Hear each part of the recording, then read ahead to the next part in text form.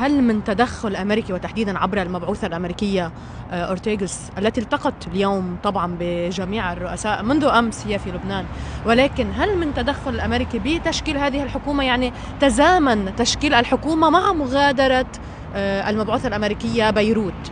المبعوثة الأمريكية تدخلت بشكل واضح ووقح وفاضح. كان بدها تتدخل بس الرئيس بري ما خلاها، لأنه سمعناها أمس قالت لا تريد حزب الله في الحكومة. صحيح. اليوم تشكلت الحكومة، الأسماء التي كان متفق عليها بين رئيس الحكومة والثنائي اللي سميهم حزب الله واللي سميتهم حركة أمل اليوم موجودين بالحكومة. فإذا مش إنه كان بدها تدخلت. نعم. عن منبر القصر الجمهوري، وهي حددت انه هذا فريق وازن، انه مش رح يكون بالحكومه وكان في الحكومه. الامريكي نعم حاول ان يضغط، حاول ان يمارس هذه العنجهيه على طريقه ترامب وادارته، انه بهذه التصريحات عاليه السقف يمكن ان يحصل على ما يريد.